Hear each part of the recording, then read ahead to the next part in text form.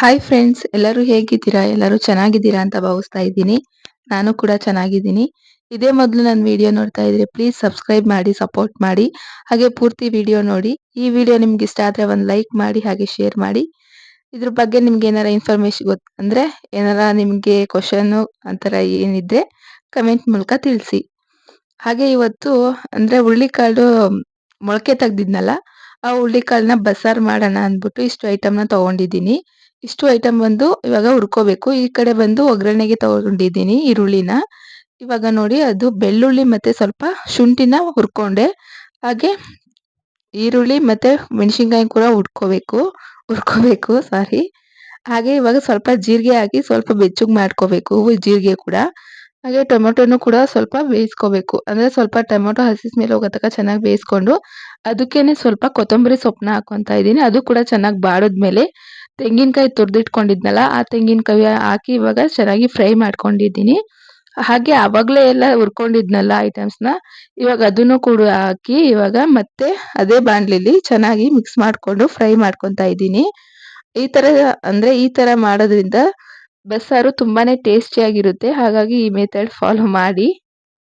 ಹಾಗೆ ಸ್ವಲ್ಪ ಉಪ್ಪನ್ನ ಹಾಕೊಂಡು ಚೆನ್ನಾಗಿ ಮಿಕ್ಸ್ ಮಾಡ್ಕೊಂಡು ಒಂದು ಸ್ವಲ್ಪ ಹುರ್ಕೋಬೇಕು. ಹಾಗೇನೆ ಅಂದ್ರೆ ನಾವು ಹುರುಳಿಕಾಳನ್ನು ಹಾಕಿದ್ವಲ್ಲ, ಹಾಗಾಗಿ ಸ್ವಲ್ಪ ಅದರಲ್ಲೇ ಅಂದ್ರೆ ಹುರುಳಿಕಾಳಲ್ಲೂ ನಾವು ಹಾಕಿದ್ವು ಉಪ್ಪು ನೋಡ್ಕೊಂಡು ಸ್ವಲ್ಪ ಹಾಕೋಬೇಕು. ಇವಾಗ ಚಟ್ನಿನ ರುಬ್ಕೊಂಡಿದ್ದೀನಿ.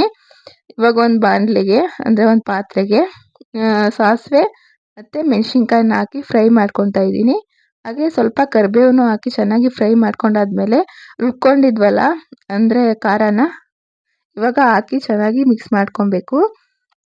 ಅಂದ್ರೆ ರುಬ್ಕೊಂಡಿದ್ವಲ್ಲ ಖಾರನ ಅದನ್ನ ಚೆನ್ನಾಗಿ ಬೇಯಕ್ ಬಿಡಬೇಕು. ಅಂದ್ರೆ ಅವಾಗಲೇ ನೀರು ಹಾಕಬಾರ್ದು. ಅಂದ್ರೆ ಬಸ್ಕೊಂಡಿದ್ವಲ್ಲ ಈ ಬಸ್ಸಾರು ಮಾಡೋಕ್ಕೆ ಅಂತ ನೀರು ಸಪ್ರೇಟ್ ಮಾಡಿದ್ವಲ್ಲ ಕಾಳು ಮತ್ತೆ ಆ ನೀರನ್ನ ಆಮೇಲೆ ಹಾಕಬೇಕು. ಫಸ್ಟು ಖಾರ ಚೆನ್ನಾಗಿ ಕುದಿ ಬರಬೇಕು. ಸ್ವಲ್ಪ ಕುದಿ ಬಂದ್ಮೇಲೆ ಹಾಕೋದ್ರಿಂದ ತುಂಬಾನೇ ಟೇಸ್ಟ್ ಇರುತ್ತೆ. ಹಾಗೆ ಒಂದು ಕಡೆ ಕಾಳನ್ನ ಒಗ್ಗರಣೆ ಹಾಕೊತಾ ಇದ್ದೀನಿ. ಸ್ವಲ್ಪ ಎಣ್ಣೆ ಹಾಕ್ಕೊಂಡು ಈರುಳ್ಳಿನ ಚೆನ್ನಾಗಿ ಹಸಿ ಸ್ಮೆಲ್ ಹೋಗೋ ತನಕ ಚೆನ್ನಾಗಿ ಬಾಡಿಸ್ಕೊಳ್ಬೇಕು. ಹಾಗೆ ನೋಡಿ ಖಾರ ಕೂಡ ತುಂಬ ಕುದಿ ಬರ್ತಾ ಇದೆ. ಇವಾಗ ನೋಡಿ ನೀರಿತ್ತಲ್ಲ ಸಾಂಬಾರ್ಗೆ ಅಂದರೆ ಬಸ್ಸಾರನ್ನ ಬೇರ್ಪಡಿಸ್ಕೊಂಡಿದ್ವಲ್ಲ ಸಾಂಬಾರನ್ನ ಹಾಕಿ ಚೆನ್ನಾಗಿ ಮಿಕ್ಸ್ ಮಾಡ್ಕೋಬೇಕು. ಈ ಥರ ಮಾಡೋದ್ರಿಂದ ತುಂಬಾ ಟೇಸ್ಟಿಯಾಗಿರುತ್ತೆ ಬಸ್ಸಾರು. ಒಂದ್ಸತಿ ಟ್ರೈ ಮಾಡಿ. ಹಾಗೆ ಅಂದರೆ ಈರುಳ್ಳಿ ಸ್ವಲ್ಪ ಹುರ್ಕೊಂಡಾದ್ಮೇಲೆ ಚೆನ್ನಾಗಿ ಬ್ರೌನ್ ಕಲರ್ ಬಂದಾದ್ಮೇಲೆ ಹಸಿ ಸ್ಮೆಲ್ ಹೋದಾದ್ಮೇಲೆ ಕಾಳುಗಳನ್ನ ಹಾಕ್ಕೊತಾ ಇದ್ದೀನಿ.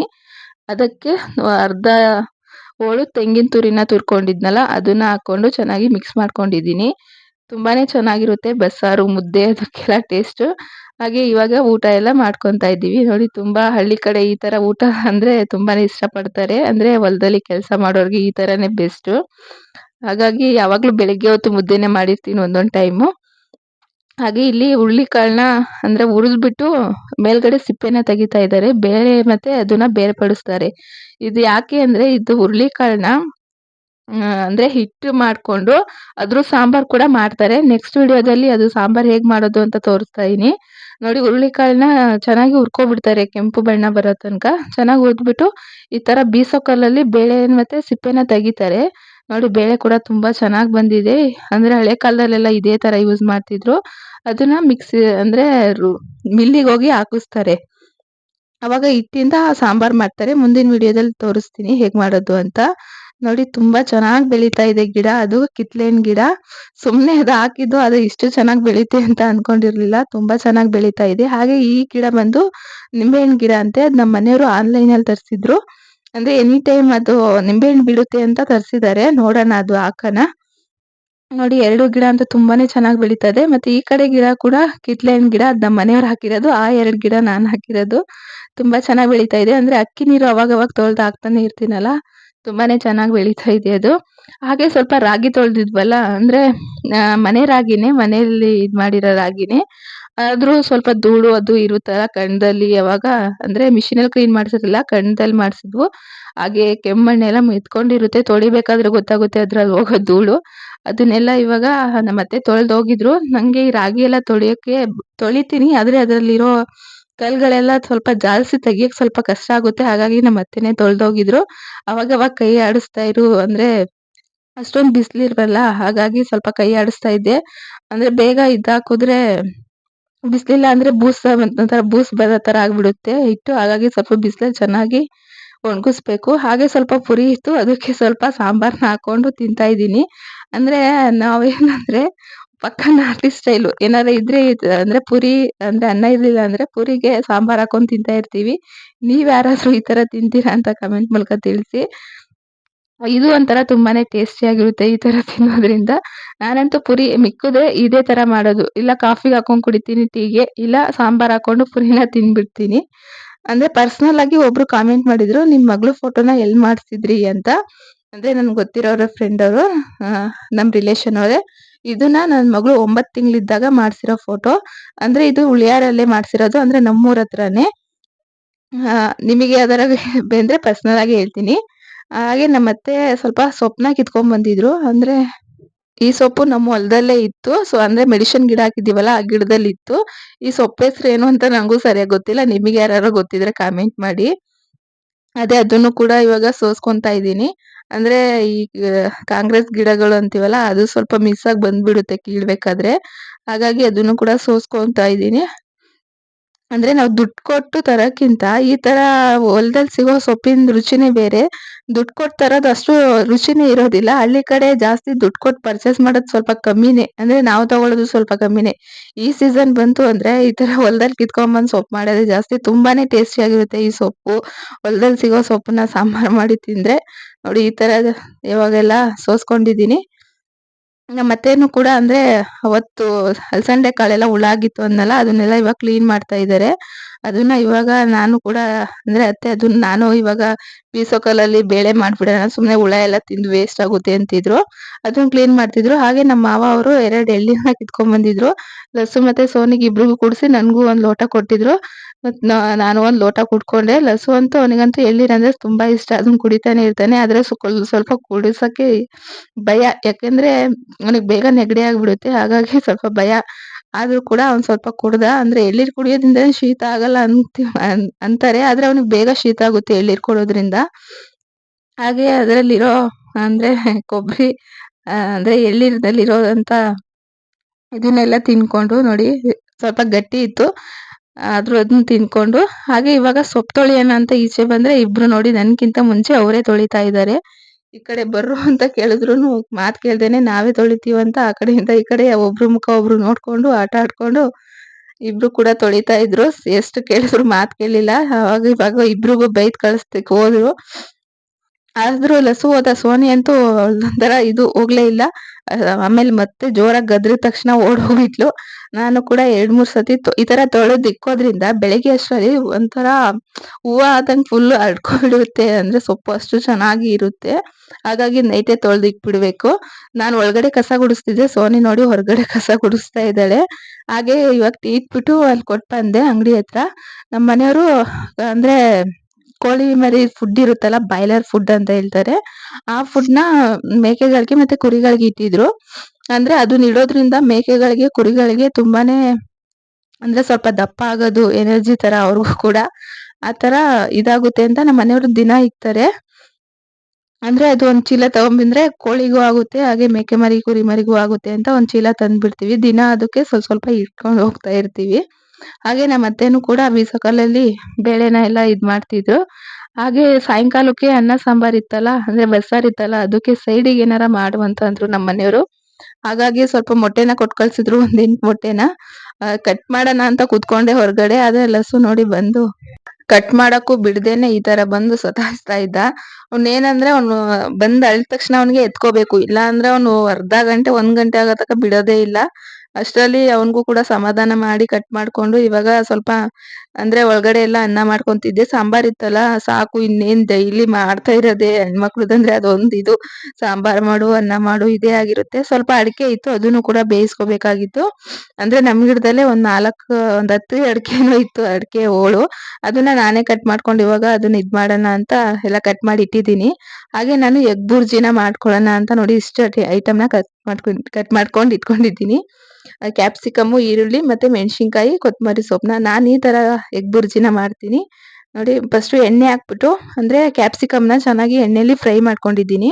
ಅದಕ್ಕೆ ಇವಾಗ ಮಾಮೂಲಿ ಮೆಣಸಿನಕಾಯಿ ಇರುತ್ತಲ್ಲ, ಆ ಮೆಣಸಿನಕಾಯಿನೂ ಹಾಕಿ ಚೆನ್ನಾಗಿ ಎಣ್ಣೆಲ್ಲೇ ಫ್ರೈ ಮಾಡ್ಬೇಕು. ಅಂದ್ರೆ ಖಾರ ಬಿಟ್ಕೊಳ್ಳುತ್ತೆ. ಎಣ್ಣೆಲಿ ಎಷ್ಟು ಉರಿತೀವೋ ನಾವು ಅಷ್ಟು ಖಾರ ಬಿಟ್ಕೊಳ್ಳುತ್ತೆ. ಹಾಗೆ 1 ಚಮಚ ಅಷ್ಟು ಶುಂಠಿ ಬೆಳ್ಳುಳ್ಳಿ ಪೇಸ್ಟ್‌ನ ಹಾಕೊಂಡಿದ್ದೀನಿ. ತುಂಬಾನೇ ಚೆನ್ನಾಗಿರುತ್ತೆ. ಮಕ್ಳಿಗಂತೂ ತುಂಬಾ ಇಷ್ಟ. ಹಾಗಾಗಿ ಮಾಡ್ದೆ. ಅಂದ್ರೆ ಸೈಡ್‌ಗೆ ನಮಗೂ ದೊಡ್ಡವ್ರಿಗೂ ಆಗುತ್ತೆ. ಹಾಗೆ ಮಕ್ಳಿಗೂ ಇಷ್ಟ ಆಗುತ್ತೆ ಅಂತ ಸ್ವಲ್ಪ ಈರುಳ್ಳಿ ಕಟ್ ಮಾಡಿ ಇಟ್ಕೊಂಡಿದ್ನಲ್ಲ, ಒಂದ್ 2 ಈರುಳ್ಳಿ ತಗೊಂಡಿದ್ದೀನಿ. ಅಂದ್ರೆ ಮೀಡಿಯಂ ಸೈಜ್ ಈರುಳ್ಳಿ. ಅದನ್ನು ಕೂಡ ಇವಾಗ ಕಟ್ ಮಾಡ್ಕೊಂಡು ಇವಾಗ ಹಾಕೊಂಡಿದ್ದೀನಿ. ಅದು ಕೂಡ ಎಣ್ಣೆಲಿ ಚೆನ್ನಾಗಿ ಫ್ರೈ ಮಾಡ್ಕೊಂಡಾದ್ಮೇಲೆ ಸ್ವಲ್ಪ ಉಪ್ಪನ್ನ ಹಾಕೊಂಡು ಅದು ಚೆನ್ನಾಗಿ ಅಂದ್ರೆ ಹಸಿದ ಸ್ಮೆಲ್ ಹೋಗೋ ತನಕ ಚೆನ್ನಾಗಿ ಬಾಡಿಸ್ಕೋಬೇಕು. ನೋಡಿ ಇವಾಗ ನಮ್ಮ ಮನೆಯವ್ರು 8 ಮೊಟ್ಟೆ ಕೊಟ್ಟು ಕಳ್ಸಿದ್ರು. ನಾನು ಸುಮ್ನೆ ಯಾಕೆ ಅಷ್ಟೊಂದ್ ಅಂದ್ಬಿಟ್ಟು 6 ಮೊಟ್ಟೆನ ಒಡೆದು ಹಾಕೊಂಡಿದೀನಿ. ಆದ್ರೆ ಅದ್ ನೋಡಿದ್ರೆ ಸ್ವಲ್ಪ ಇದಾಗ್ಬಿಡುತ್ತೆ. ಆಮೇಲೆ ನಮ್ಗೆ ಲಾಸ್ಟಿಗೆ ತಿನ್ನಕ್ಕಿರಲ್ಲ. ಲಸು ಮತ್ತೆ ಸೋನಿ ಇಷ್ಟ್ ಚೆನ್ನಾಗಿದೆ ಅಂತ ಅವರೇ ತಿಂದ್ಬಿಡ್ತಾರೆ. ಇವಾಗ 6 ಮೊಟ್ಟೆ ತಗೊಂಡು ನೋಡಿ ಈ ತರ ಚೆನ್ನಾಗಿ ಅಂದ್ರೆ ಮೊಟ್ಟೆ ಸ್ಮೆಲ್ ಅಲ್ಲ, ಅದು ಚೆನ್ನಾಗಿ ಬಾಡಿಸ್ಬೇಕು, ಚೆನ್ನಾಗಿ ಬೇಯಿಸ್ಬೇಕು. ಇಲ್ಲ ಅಂದ್ರೆ ಮೊಟ್ಟೆ ಸ್ಮೆಲ್ ಬರುತ್ತೆ. ಹಾಗಾಗಿ ಚೆನ್ನಾಗಿ ಅದನ್ನ ಬೇಯಿಸ್ಬೇಕು. ನೋಡಿ ಈ ತರ ಸ್ವಲ್ಪ ಅಂದ್ರೆ ಮುಕ್ಕಾಲ್ ಭಾಗ ಅಷ್ಟು ಬೆಂದಿದೆ. ಇವಾಗ 1 ಚಮಚ ಗರಂ ಮಸಾಲಾನ ಹಾಕೊಂತಾ ಇದ್ದೀನಿ. 1 ಚಮಚ ಅಷ್ಟು ಚಿಕನ್ ಮಸಾಲಾನ ಹಾಕೊಂತಾ ಇದ್ದೀನಿ. ಅಂದ್ರೆ ಚಿಕನ್ ಮಸಾಲ ಆಪ್ಷನ್ ಅಷ್ಟೇ, ಇದ್ರೆ ಹಾಕಿ ಇಲ್ಲ ಅಂದ್ರೆ ಬೇಡ. ಗರಂ ಮಸಾಲ ಅಂತೂ ಕಂಪಲ್ಸರಿ ಹಾಕ್ಬೇಕು. ಇವಾಗ 2 ಕೂಡ ಚೆನ್ನಾಗಿ ಮಿಕ್ಸ್ ಮಾಡ್ಕೋಬೇಕು. 2 ಇದಾಕಿದ್ವಲ್ಲ ಮಸಾಲೆನ. ನೋಡಿ ತುಂಬಾ ಚೆನ್ನಾಗಿದೆ. ಅದು ಕೂಡ ಚೆನ್ನಾಗಿ ಬೇಯಬೇಕು. ಬೆಂದಾದ್ಮೇಲೆ ಇವಾಗ ಸ್ವಲ್ಪ ಕೊತ್ತಂಬರಿ ಸೊಪ್ಪನ್ನ ಉದುರಿಸ್ಕೊಂಡಿದ್ದು ಅದು ಕೂಡ ಚೆನ್ನಾಗಿ ಮಿಕ್ಸ್ ಮಾಡ್ಕೊಳ್ತಾ ಇದ್ದೀನಿ. ತುಂಬಾನೇ ಟೇಸ್ಟಿಯಾಗಿರುತ್ತೆ. ನೀವು ಕೂಡ ಒಂದ್ಸತಿ ಟ್ರೈ ಮಾಡಿ. ತುಂಬಾ ಟೇಸ್ಟಿಯಾಗಿರುತ್ತೆ. ನೋಡಿ ಮುಕ್ಕಾಲ್ ಭಾಗ ಅಷ್ಟು ಬೆಂದಿದ್ದು. ಇವಾಗ ಸರ್ವ್ ಮಾಡ್ಕೊಂಡಿದ್ದೀನಿ. ಪೂರ್ತಿ ಬೆಂದಿದೆ. ಮುಕ್ಕಾಲ್ ಭಾಗ ಆವಾಗ್ಲೇ ಇಳ್ದು. ನೋಡಿ ಪ್ಲೇಟಿಗೆ ಸರ್ವ್ ಮಾಡ್ಕೊಂತಾ ಇದ್ದೀನಿ. ಲಸ್ಸುಗೆ ಮತ್ತೆ ಸೋನಿಗೆ ಇವಾಗ ಹಾಕ್ಕೊಡ್ತಾ ಇದ್ದೀನಿ. ಅಂದ್ರೆ ಲಸ್ಸುಗೆ ಹಾಕ್ಕೊಡ್ತಾ ಇದ್ದೀನಿ. ಇದನ್ನ ತೋರ್ಸಕ್ಕೆ ಅಂತ ಇಷ್ಟು ತಗೊಂಡಿದ್ದೀನಿ. ನೋಡಿ ಈಗ ಬಂದಿದೆ ಎಗ್ ಬುರ್ಜಿ. ಹಾಗೆ ಸೋನಿಗೂ ಕೂಡ ಸ್ವಲ್ಪ ಅನ್ನ ಹಾಕು ಅಂತ ಅಂದ್ಬಿಟ್ಟು ಈ ಪ್ಲೇಟಲ್ಲಿ ಹಾಕಿಸ್ಕೊಂಡಿದ್ದಾಳೆ. ಅವುಗಳು ಅಂದ್ರೆ ಕ್ಯಾಪ್ಸಿಕಮ್ ಅಷ್ಟು ಖಾರ ಇರಲ್ಲಲ್ಲ, ಹಾಗಾಗಿ ಅವ್ರಿಗೆ ಕ್ಯಾಪ್ಸಿಕಮ್ ಹಾಕಿ ಸ್ವಲ್ಪ ಮಾಡಿದ್ದೆ. ನೋಡಿ ಇಬ್ರು ಕೂಡ ಕುತ್ಕೊಂಡು ತಿಂತಾ ಇದ್ದಾರೆ. ಹಾಗೆ ನಮ್ಮ ಊಟ ಕೂಡ ಮುಗಿಸ್ಕೊಂಡು ಇವಾಗ ಪಾತ್ರೆ ತೊಳ್ದು ಬಂದೆ. ಏನಂದ್ರೆ ಹೆಣ್ಮಕ್ಳದ್ ಏನಂದ್ರೆ 3 ಟೈಮು ಮಾಡಿದ್ದನ್ನೇ ಮಾಡ್ತಾ ಇರ್ಬೇಕು. ಅಂದ್ರೆ ಬೆಳಿಗ್ಗೆ ಪಾತ್ರೆ ತೊಳಿ, ಮಧ್ಯಾಹ್ನ ಪಾತ್ರೆ ತೊಳಿ, ಸಾಯಂಕಾಲ ಪಾತ್ರೆ ತೊಳಿ. 3 ಟೈಮು ಅಡ್ಗೆ ಮಾಡು, ಪಾತ್ರೆ ತೊಳಿ, ಮಾಡಿದ್ದನ್ನೇ ಮಾಡ್ತಾ ಇರ್ಬೇಕು. ಎಂತೆಂತ ಹಣೆಬರ ಇರ್ಬೇಕು ನಮ್ದು. ಅದನ್ನೆಲ್ಲ ಮಾಡ್ಕೊಂಡು ಇವಾಗ ಗ್ಯಾಸ್ ಸ್ಟವ್‌ನೆಲ್ಲ ಕ್ಲೀನ್ ಮಾಡ್ತಾ ಇದ್ದೀನಿ. ಅಂದ್ರೆ ಏನಂದ್ರೆ ನೈಟೇ ಎಲ್ಲ ಕ್ಲೀನ್ ಮಾಡ್ಕೊಳ್ಳೋದ್ರಿಂದ ಬೆಳಿಗ್ಗೆ ಎದ್ದ ತಕ್ಷಣ ಅಡ್ಗೆ ಮನೆಗೆ ಬಂದ ತಕ್ಷಣ ಏನೋ ಒಂದ್ ಸ್ವಲ್ಪ ಖುಷಿ ಅನ್ಸುತ್ತೆ ಅಡ್ಗೆ ಮಾಡಕ್ಕೂ. ಅಂದ್ರೆ ನೈಟೇ ಎಲ್ಲ ಅಲ್ಲೇ ಅಲ್ಲೇ ಬಿಟ್ಟು ಹೋಗಿ ಮನಿಕೊಂಡ್ಬಿಟ್ರೆ ಬೆಳಿಗ್ಗೆ ಎದ್ದ ತಕ್ಷಣ ತುಂಬಾ ಬೇಜಾರಾಗ್ಬಿಡುತ್ತೆ. ಅದೇ ಮೈಂಡಲ್ಲಿ ದಿನ ಪೂರ್ತಿ ಅದೇ ಇದಿರುತ್ತೆ. ಹಾಗಾಗಿ ನೈಟೇ ಎಲ್ಲ ಕ್ಲೀನ್ ಮಾಡ್ಕೊಂಡ್ ಬಂದ್ರೆ ಬೆಳಿಗ್ಗೆ ಎದ್ದ ತಕ್ಷಣ ಅಡ್ಗೆ ಮನೆ ಕೂಡ ಚೆನ್ನಾಗಿರುತ್ತೆ. ಅವಾಗ ಅಡ್ಗೆ ಮಾಡಕ್ಕೂ ನಮಗೂ ಖುಷಿ ಆಗುತ್ತೆ. ಅದೇ ಬೆಳಿಗ್ಗೆ ಬಂದು ಏನ್ ಅಡ್ಗೆ ಮಾಡೋದು, ಏನ್ ತಿಂಡಿ ಮಾಡೋದು ಅದೇ ಬೋರ್ ಆಗ್ತಾ ಇರುತ್ತೆ. ಅದ್ರಲ್ಲಿ ಈ ಕಿಚನ್ ಗಲೀಜಾಗಿ ಅಲ್ಲಿ ಪಾತ್ರೆ ಇಲ್ಲಿ ಪಾತ್ರೆ ಬಿದ್ದಿದೆ. ಅದು ನೋಡಿ ಫುಲ್ ಅಪ್ಸೆಟ್ ಆಗಿ ದಿನ ಪೂರ್ತಿ ಅದೇ ಇದ್ರಲ್ಲಿ ಇರ್ತೀವಿ. ಹಾಗಾಗಿ ನೈಟೇ ಕ್ಲೀನ್ ಮಾಡ್ಕೊಂತೀನಿ ನಾನಂತೂ. ಅಂದ್ರೆ ಒಂದೊಂದ್ ದಿವಸ ಮಾತ್ರ ನೈಟ್ ಕ್ಲೀನ್ ಮಾಡಲ್ಲ. ಅಂದ್ರೆ ಸುಸ್ತಾಗಿದ್ರೆ ಏನಿಲ್ಲ ಜಾಸ್ತಿ ಕೆಲಸ ಇದ್ದು ಸುಸ್ತಾಗಿದೆ ಮಾತ್ರ ಕ್ಲೀನ್ ಮಾಡ್ಕೊಂಡಿರಲ್ಲ. ಆದ್ರೆ ಪ್ರತಿದಿನ ಆಲ್ಮೋಸ್ಟ್ ಅಂದ್ರೆ ಒಂದ್ 90% ಈ ತರ ಕ್ಲೀನ್ ಮಾಡ್ಕೊಂಡು ಇಟ್ಕೊಂಡಿದ್ದೀನಿ. ಇನ್ನೊಂದ್ 10% ಒಂದೊಂದ್ ಸತಿ ಸೋಂಬೇರಿ ಆಗ್ಬಿಟ್ಟು ಹಾಗೆ ಹೋಗಿ ಮನಿಕೊಂಡ್ಬಿಡ್ತೀನಿ. ಅವತ್ ನೈಟ್ ಎಲ್ಲ ಅಂದ್ರೆ ಬೆಳಿಗ್ಗೆ ಸ್ವಲ್ಪ ಬೇಗ ಎದ್ದು ಕ್ಲೀನ್ ಮಾಡ್ಕೊಂಡ್ಬಿಡ್ತೀನಿ ಅಷ್ಟೇ. ಹಾಗೆ ಇವಾಗ ತೊಳ್ದಿದ್ನೆಲ್ಲ ಪಾತ್ರೆ ಎಲ್ಲ ಜೋಡಿಸ್ಕೊಂಬರ್ತಾ ಇದ್ದೀನಿ. ಅಂದ್ರೆ ಆ ಪ್ಲೇಟ್ ಅಂತೂ ತುಂಬಾನೇ ಯೂಸ್ ಮಾಡ್ತಾ ಇರ್ತೀನಿ. ಯಾಕಂದ್ರೆ ಸೋನಿ ಮತ್ತೆ ನಮ್ ಮನೆಯವ್ರು ಜಾಸ್ತಿ ಆ ಪ್ಲಾಸ್ಟಿಕ್ ಪ್ಲೇಟೇ ಜಾಸ್ತಿ ಯೂಸ್ ಮಾಡೋದು. ನನಗ್ ಪ್ಲಾಸ್ಟಿಕ್ ಐಟಮ್ ಅಂದ್ರೆ ಇಷ್ಟ ಆಗಲ್ಲ ಅಷ್ಟೊಂದು. ಪ್ಲಾಸ್ಟಿಕ್ ಐಟಮ್ ನೀವ್ ನೋಡ್ಬೋದು. ಬೆಲೆ ಎಣಿಕೆಯಷ್ಟು ಪಾತ್ರೆಗಳಿವೆ ಅದು ಪ್ಲಾಸ್ಟಿಕ್ ಐಟಮ್ಸ್‌ಗಳು. ಯಾಕಂದ್ರೆ ನಂಗೆ ಪ್ಲಾಸ್ಟಿಕ್ ಅಂದ್ರೇನೆ ಅಷ್ಟೊಂದು ಇಷ್ಟ ಆಗಲ್ಲ. ಏನ್ ತಗೊಂಡ್ರು ಸ್ಟೀಲ್‌ದೇ ತಗೋಬೇಕು. ಅದು ಪ್ಲಾಸ್ಟಿಕ್ ಒಂದ್ಸತಿ ಒಡೆದೋಯ್ತು ಅಂದ್ರೆ ಮುಗೀತು. ಅದೇ ನಾವು ಸ್ಟೀಲಿಗೆ ಅಮೌಂಟ್ ಹಾಕಿದ್ರೆ ಅದು ಸ್ವಲ್ಪ ದಿವಸನಾದ್ರೂ ಉಳಿತಾಯ ಬರುತ್ತೆ, ಉಳಿತಾಯತ್ತೆ. ಹಾಗಾಗಿ ಸ್ವಲ್ಪ ಪ್ಲಾಸ್ಟಿಕ್‌ನ ಅವಾಯ್ಡ್ ಮಾಡಿ ಜಾಸ್ತಿ ತಗೊಳಲ್ಲ. ಹಾಗೆ ಆ ಪ್ಲೇಟ್ ಕೂಡ ನಮ್ಮ ಮನೆಯವರೇ ತಂದಿರೋದು. ನಾನದ್ ಬೇಡ ಅಂದಿದ್ದೆ ಆದ್ರೂ ಕೂಡ ಅವರೇ ತಂದಿದ್ದಾರೆ. ನಾನೇನಾರ ಇದ್ ಮಾಡಂಗಿದ್ರೆ ಜಾಸ್ತಿ ಸ್ಟೀಲ್ ಐಟಮ್ಸ್‌ಗಳನ್ನೇ ತಗೊಳ್ಳೋದು. ಹಾಗೆ ಪಾತ್ರೆ ಎಲ್ಲ ಜೋಡಿಸ್ಕೊಂತಾ ಇವತ್ತಿನ ಕೆಲ್ಸ ಎಲ್ಲ ಮುಗಿಸ್ಕೊಂಡೆ. ಏನಂದ್ರೆ ಎಷ್ಟ್ ಕೆಲ್ಸ ಮಾಡಿದ್ರು ಕೂಡ ದಿನ ಅದೇ ಕೆಲ್ಸ ಮಾಡಿ ತುಂಬಾ ಬೇಜಾರಾಗ್ಬಿಡುತ್ತೆ. ಹಾಗೆ ಎಲ್ಲ ಕೆಲ್ಸ ಮುಗಿಸ್ಕೊಂಡು ಇವಾಗ ಈ ತರ ಎಲ್ಲ ಪಾತ್ರೆ ಎಲ್ಲ ಜೋಡಿಸ್ಕೊಂಡು ಬೆಳಗ್ಗೆ ಬಂದ ತಕ್ಷಣ ಅಡ್ಗೆ ಮನೆ ತುಂಬಾ ಚೆನ್ನಾಗ್ ಕಂಡ್ರೆ ಸಾಕು. ಅಂದ್ರೆ ಬೇಗ ಹೋಗಿ ಅಡ್ಗೆ ಮಾಡ್ಬೋದು ಅಂತ ಬೇಗ ಇವಾಗೆಲ್ಲ ಕ್ಲೀನ್ ಮಾಡ್ಕೊಂಡಿದೀನಿ ನೋಡಿ. ಅಂದ್ರೆ ಸ್ವಲ್ಪ ಕ್ಲೀನಾಗಿ ಇದ್ರೇನೆ ಮನೆ. ಇಲ್ಲಾಂದ್ರೆ ಬೇರೆಯವರೆಲ್ಲ ಆಡ್ಕೊಳ್ಳೋದೇ ಜಾಸ್ತಿ. ಕ್ಲೀನಾಗಿ ಇಟ್ಕೊಳಕ್ಕೆ ಆಲ್ಮೋಸ್ಟ್ ಪ್ರಯತ್ನ ಪಡ್ಬೇಕು. ನೋಡಿ ಇವಾಗ ಕ್ಲೀನಾಗಿ ಎಲ್ಲ ಜೋಡಿಸ್ಕೊಂಡಿದೀನಿ.